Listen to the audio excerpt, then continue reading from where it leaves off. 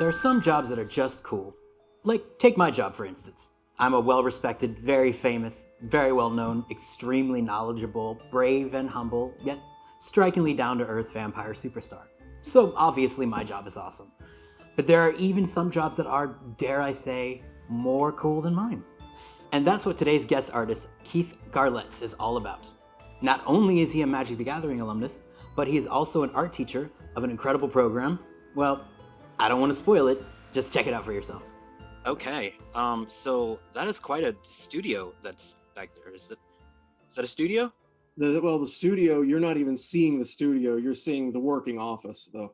Wow, that's it's like a Santa's elves sort of like of arts just going on. It's pretty like it's Winter Wonderlandy looking almost in a strange way. Um, all right, so thank you for taking the time to talk to me today. Um, so I guess my first question would be is I read your bio. I think it was probably written from a while ago, but you discovered when you were young in a math class that you were an artist. Is that what happened? That is true. I was actually more of a late bloomer when it came to making art and doing art. I was, yeah, 16 or 17, and to had a falling out, let's say, with the math teacher uh, over various things, and really in youthful arrogance, I was like, yeah, I'll show him. I'm not going to do anything in your class anymore. But now in hindsight, it was really more bad on me. However, I stopped paying attention in geometry, started reading comic books, and just started drawing in class and found an interest in it. Started hanging out in the art room. The art teacher said, hey, why don't you join an art class? She kind of took me under her wing and off I went. So yeah, I wasn't until late high school when I started doing any kind of art. Okay, all right. And so then you found out that you were into comics, or that you were sort of into comics as well, from what your bio said, where you were sort of in the store and the owner said like buy it or get out. Uh, yeah, again, I was a drummer, so we were at band camp, and I was waiting around for a ride, and I'd have to wait for long periods of time. So I would go into the local comic shop, which was across the street, and just peruse and browse and uh, look around. So he finally got kind of fed up with this guy, and I had a long floppy mohawk at the time. So I'm sure, he's like, what is this kid doing? You either need to buy the book or get out of Dodge. And so, yeah, that's how I found out, I had an interest in the characters as well. So you went to school for art though, correct? I did. I did. And where was that again? Because I wasn't in your bio, but I have an idea of where it might be. Well, I initially went to West Virginia University. I got a scholarship for art to go there. The Dark Horse one, or No, no, from I got a full ride scholarship to West Virginia University for it was a performance grant and aid for the damn. visual arts, and but I found that it was a fine arts school, and it wasn't what I was looking for. It's a fine school. It's a great school, an amazing facility, um, but the focus and the interest there was on going into gallery work and fine art, and there was no one really teaching technique or how do I actually use the tools. So then again, in a comic book, I found an ad for the Joe Kubert School, and so this looks like maybe it's a good place for me, and I packed up my stuff and moved to Dover, New Jersey. So then, did you? I mean, as far as like your family, is there anybody in your family that is also artistic, or were you sort of like the odd duck in that situation? uh, no one else worked in the arts, but both of my parents were very, very creative.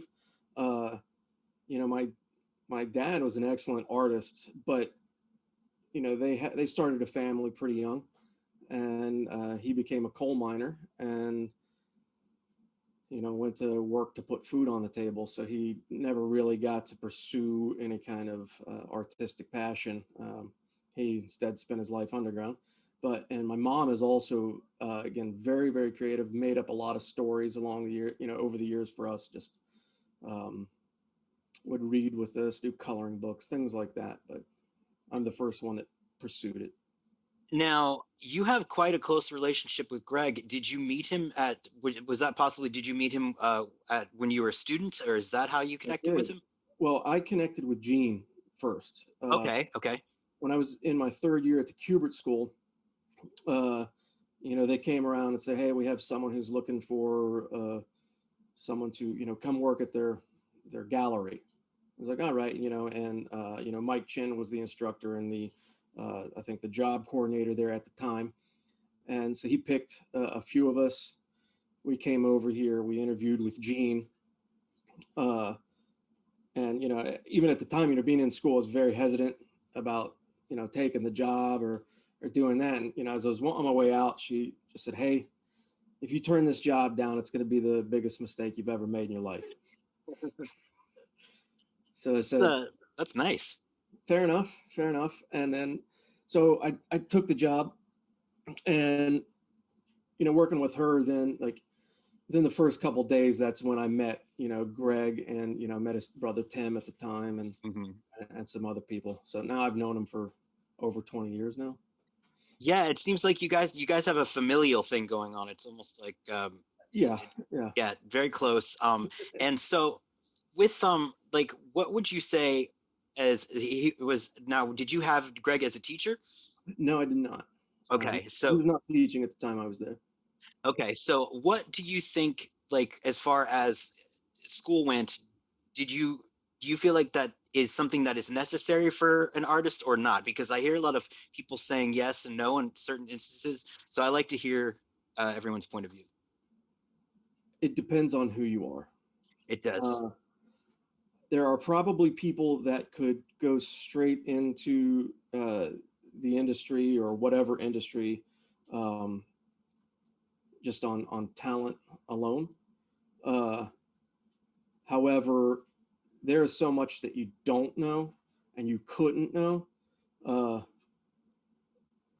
just like if you're going straight from high school into it, even if you have like the most talent in the world, there were things that you find out and you learn along the way that school was really, really beneficial for. Now, for me, the Kubert School was phenomenal in two ways. One, making connections. Obviously I connected with Jean, and then, and with Greg, but I work in advertising a lot.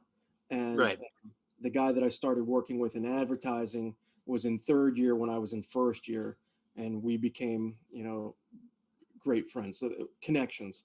I would have never made those connections had I not gone to school. The other aspect is learning about deadlines and the seriousness of deadlines. Right. Like, look, if you don't hit a deadline, you screw up all of these other people that are in the process of getting this out into the world, right? It's not just about you and your art and what you want to do. It's about the project. And so those things to me were very invaluable. And there's no way I would have known them just jumping into it if I would have been good enough to do that. What was your first, like, would you say your first like paid gig, in a sense that it was where you really sort of arrived as a artist? Well, my first paid gig was doing the Harry Potter trading cards for Wizards, and then shortly thereafter, while I was doing it, Magic, working for Magic, and that was in my third year at school. Okay, so wow, you were still in school when that happened? Yeah. That's crazy. I did not realize that. So you basically, wow, there was probably a lot of caffeine that was happening then, I'd imagine. Yes. Wow, that's intense. Yeah. What would you say your favorite piece that you've done in Magic is? One of the ones that I just finished. What? Wait, what? What? Yeah. So So yeah, I guess Magic has started doing. I don't know what it is. Basically, an old timers. yeah. This series. So I did 2 cards for an upcoming set, I'm not sure when it's going to be released, but so That's I think the two awesome. that I did for that are the best stuff that I've done for Magic. Well, that just kills part of like the end of my interview because I always ask people who I'm like, well, will you be returning to Magic? And I'd love to see everybody return to Magic who's previously done art, and that just shot that right in the foot, which is great. I mean, don't get me wrong, but it's like, damn, now what am I asking? I'm kidding, but Spoiler, man. Sorry. no, it's spoil away. If you have that kind of spoil, just you can spoil till the cows come home. Um, when you would as far as I guess the most challenging piece of art that you did, as far as maybe not like your least favorite but one that was just really hard to do or difficult to grasp, which one would you say that is? Oh man. I can say it became probably my least favorite, and looking at it, it's like I dropped the ball. It's called Floating Shield or or something like that.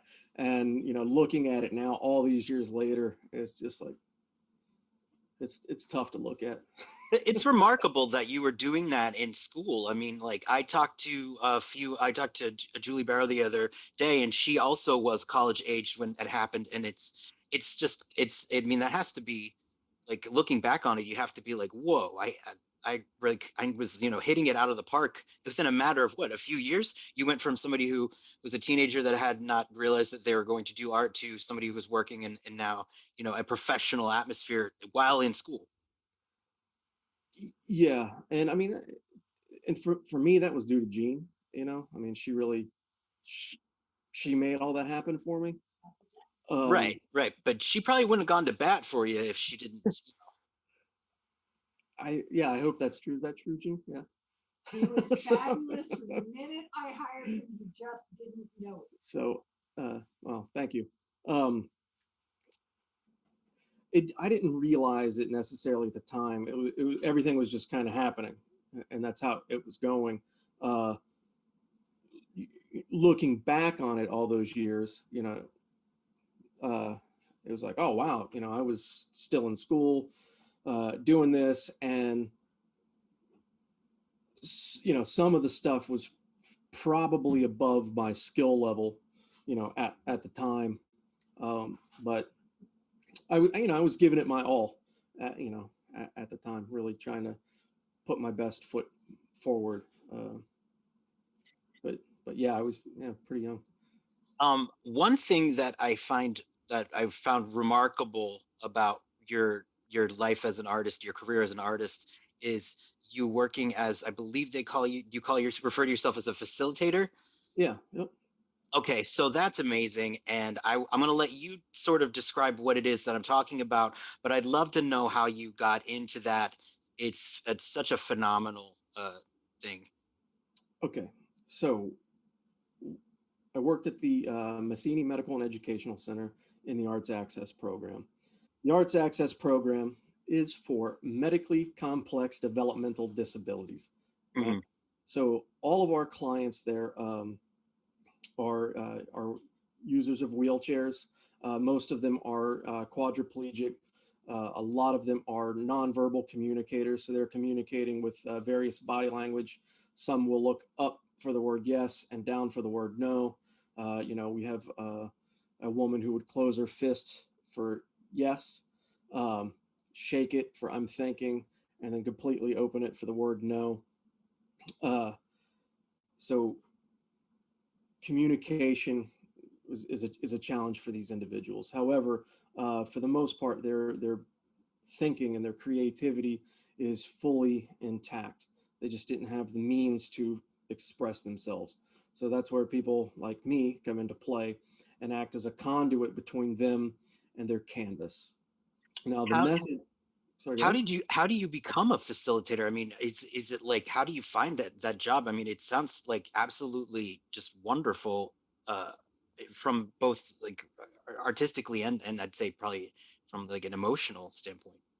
Yes, and okay, if I was to ever believe in fate, that situation would be the example, the evidence in my life. Uh, I was newly married at the time. I met a woman through my wife who was working in the administration of Matheny at the time, and she knew I was an artist. She'd be like, "Oh, you know, where I work, they have this amazing art program. You have to come check it out. It's fantastic." You know, all this stuff. You know, meanwhile, I'm going to the studio and hanging out with Greg and his brother Tim. And his brother Tim was volunteering at this place, and he would come in and he would talk about it, and he would be like, "Oh my God, it's unbelievable. You got to see this art program. You know, they're attaching brushes to their heads." And he would just go on and on and on about it. And then, you know, we went out and went to Jean's birthday party, and through Tim, he brought the director of the program to the party. She spent the night talking to my wife and said, "Hey, you know, we're looking for somebody. If Keith wants to drop off his portfolio, please, you know, have him do so. We're looking for somebody." And, you know, we kind of went about our business. And then in the newspaper, when, you know, people still read newspapers and still had want ads, Right. you know, in the want ads of the paper, it was just professional artist wanted, unique opportunity, Matheny. And we were like, "Hey, I think it's that place." You know, now I was working primarily freelance at the time, but starting a family, you know, it's like, okay, it's probably not a bad idea to have some income that's steady coming in, you know, while we're kicking things off. So let's go to this, the event, they call it, it's Full Circle. It's their annual gala and showcase exhibition and all that. And it was coming up, and we were like, you know what, let's go and check it out. I can drop off my portfolio if I'm interested. If not, keep the portfolio in the car and you go on about your day. And I walked into the building and I saw the art that was hanging up, and it blew my mind. And I was greeted at the door by a young Puerto Rican lady who just gave me all kinds of sass, and just like, "Who are you?" Like, I'm coming to an event, and that's how she greets me. And I'm like, "Oh, I'm Keith." She's like, "Oh, well, welcome." And, and then a half an hour later, I see her dancing on the stage, and she's just gliding her wheelchair across the stage so beautifully. And I mean, Wow. brings tears to your eyes, and everybody gave her a standing ovation. And at that time, I knew that it was something special, and I ended up staying there for 17 years. I mean, yeah, that's unreal. I'd love to, if there's a way that you can share some of you and your the work that you've done with others. I'd love to post it here as well too, just to give everyone an idea of what it is that you're doing, because I mean, it's really unlike anything I'd ever seen before, and I was blown out by it. I couldn't believe it. Yeah, it's very unique, and there are a few other programs on the East Coast that are like that program, but they all originated with our program. Uh, you know, we would go out and train people and set up, you know, other facilities and studios, and yeah, so it's a very, very special program. I mean, that's great. Now, so is that like you were there for 17 years now? I'm literally like, I'm thrown off because your timeline. How old were you when you started at that job? Uh, I was in my early 20s, maybe 24. So I was still working. I was still doing magic and stuff while I started working there. Uh, so Yeah. I would take my paintings in and show them to the clients and be like, "Hey, you know, this is what I'm working on now," and things like that. And so it was a cool experience to get to show what I did to them, and then get to work with them, and then experience what they do. Dang, talk about hit the ground running. I mean, like I was about to be like, so did you do that one when you were in college too? You're like, I was working a job and doing Magic the Gathering and then running a program. It's all good and just easy peasy. Starting a family, you know. Yeah, yeah. So I was like, you're pretty busy. And so I'm wondering, do you farm as well? Is that your greenhouse that I saw pictures of on Facebook? It is. It is. It's a small little, just um, kind of like a hobby farm, you know, Hobby really. farm. Yeah, Wow. you know, like I've got like 20 chickens, 3 ducks, greenhouse, and you know, What So what kind of stuff do you grow as a hobby? Let's see, I've got cucumbers, tomatoes, snap peas, all a variety of hot peppers growing. Wow, like that's incredibly useful hobby. It makes my hobby like I'm embarrassed to even say what I do for hobbies because mine doesn't like I can't feed anybody with my hobbies. Well, what do you do? Oh my God, what do I do? I mean I would like I love to watch movie. I mean I love movies. I love, obviously magic. But I, as much as I like I try not to eat my magic cards too often. Sometimes, you take an Ambien, it's like, well, but Nothing wrong with that, man. Nothing wrong at all. nah, it's this as long as I, don't eat the black lotuses. That's the Yeah, there problem. you go. Yeah, and you're at a loss. That would be a significant loss. So I guess then my like as far as product or projects that you did, uh, did you do the freelancing for like the big companies that you did storyboarding for? Was that sort of like in between doing these projects, or how does a work week like happen? Do it all at the same time. Um, How do you no, delegate that time? How do you do that? How do you manage that kind of like chaotic kind of jumping? well, at the start of it, there were a lot of overnighters, but I got into storyboarding first in the European market. Um, so, them they were 6 hours ahead. So while I was, going to the art program and working there, the first half of the storyboarding process is being done. And then I come and just when I get into it, I stepped into it and finish it up. And now I'm in the North American market. I'm working with a guy Kieran Dwyer, who's a comic book artist and stuff. He lives out in Oregon on the West Coast. So now I'm ahead of him. So All I, right. I work a Okay. lot into the late night, but I'm able to balance and shuffle when that stuff is coming out.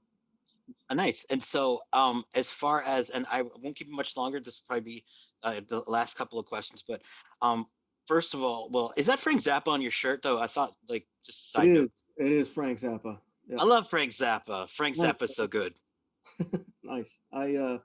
I got into Zappa when I was a young kid through my dad, and I've been a lifelong fan of Zappa. Yep. I was what is the album cover? The Weasels Ate My Flesh, I think is the one that we used to stare at that like as children, just sort of like spellbound by that art. Weasels rip my flesh. Rip My Flesh. Sorry, yeah, and I have this. My favorite song is "What's the Ugliest Part of Your Body?" That's so fun. That's a great question. It's one I ask myself daily. Um, so I would like to know about the Calvary. Did you do art for the Calvary comics? I did. I did. Um, How do you get now again? Like I'm fascinated. How do you find the Calvary comics? How do you do comic Alex, books for God okay, in a way? Alex Stevens was an instructor of mine at the Kubert School, uh, and at the time, uh, I was getting into religion and getting into going to the church, which he knew. Uh, so then he asked me, he's like, "Hey, would you like to do a 3-page story for my comic?" And gave me the script. And so, I penciled in and inked those pages. That's actually the only time my art's ever been, I think, actively censored. was in, Really? was in Calvary Comics. Yeah. Why was it censored?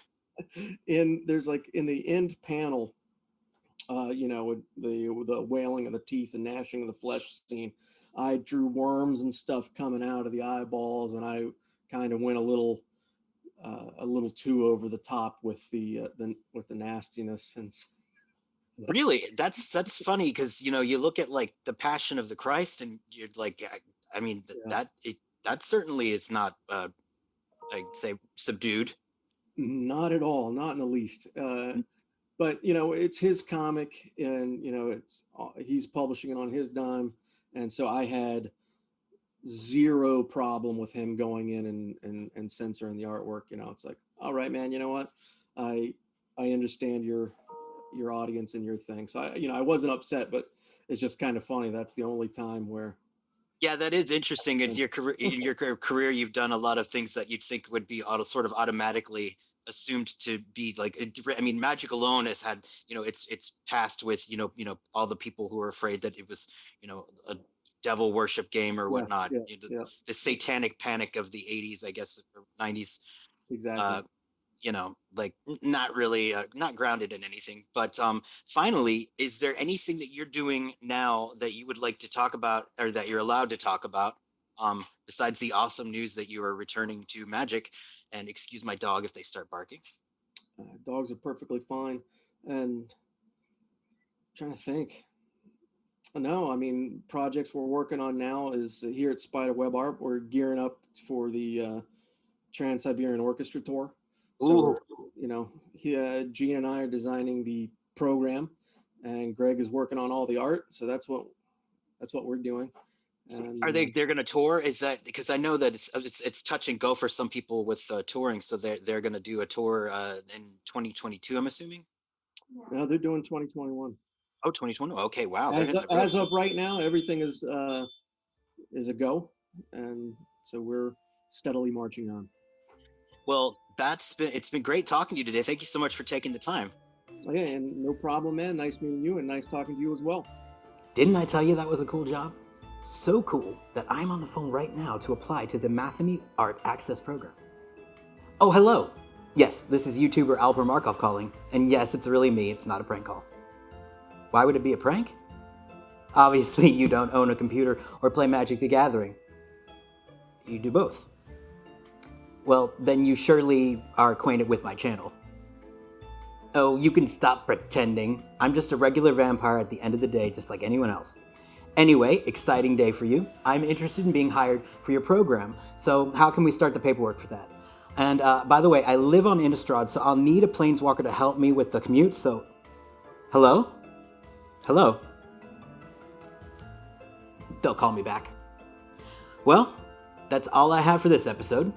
Fun stuff coming up, so be sure to stay tuned. And as always, I'm Alper Markov, this is Concepts and Legends, and until next time, I gotta scoot.